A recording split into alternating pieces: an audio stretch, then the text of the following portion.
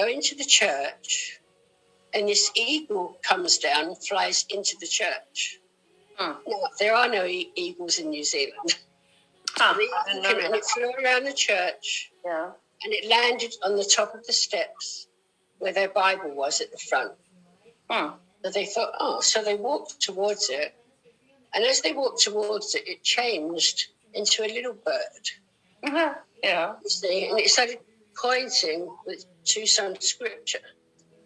So they read the scripture, and it was the scripture about being a sweet aroma of Christ. Okay. So they declared the scripture, and they thought, well, that's it. We've finished our prayer thing here. Close the Bible. And they said, come on, bird. So they started to walk out. With the bird changed back into an eagle throughout the church.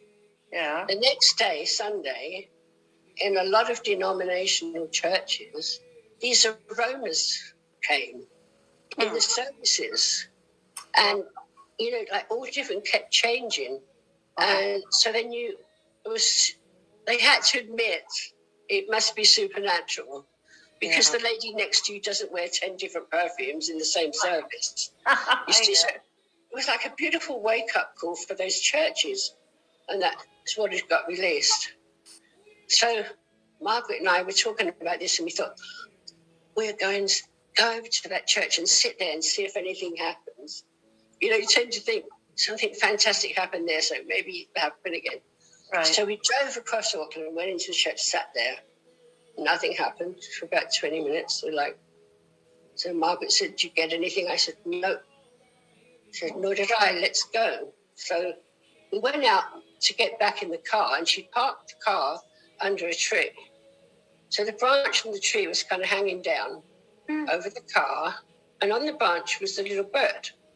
Yeah. It started to hop down the branch towards us. You know, birds usually... But this one didn't. And it started going, you see. And like it was telling us off, scolding us. And I thought, I'm not going to stand here and get told off by a bird. So I went and sat in the car, and she was like transfixed, and the bird was like right in her face. And it suddenly flew away. And she got in the car looking a bit stunned. So I said, what did it say? She said, it said, what are you doing? Don't you know by now that God doesn't live in houses made with bricks and stone?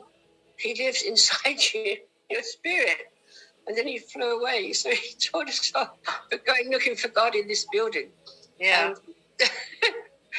So that was the first time a bird came and prophesied. Well, he prophesied to Margaret. But the second time, I was on this island, and...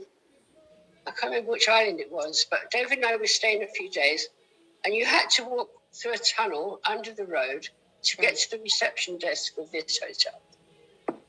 So while I'm doing this guy's texting me, my friend, and he's saying to me, I want to pay your hotel from the last visit. I said, no, the church paid it.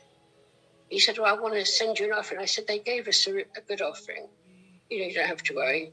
He said, well, I wanted to pay for the meals. I said, they paid for the meals. And then we got to the reception desk, and on the reception desk was a little plastic tree. Well, this little bird flew down that tunnel onto that plastic tree next to my head. It's going, chop, chop, chop, chop, chop.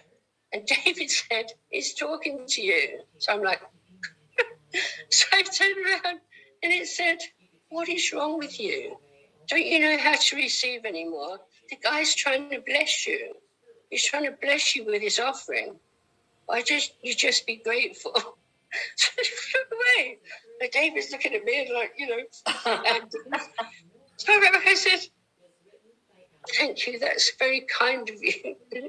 So that was the second time it prophesied to me. And, you know, I just love the unusual things. Or one unusual thing, I was going to say in the beginning when... we were talking about, you know, Bob helped me so much and everything. But I was in Hawaii, and I was waiting to get a flight to Sydney. And Bob called me, and which is unusual, you know, because you usually called him, didn't you? Right, yeah. So he called me, and I thought,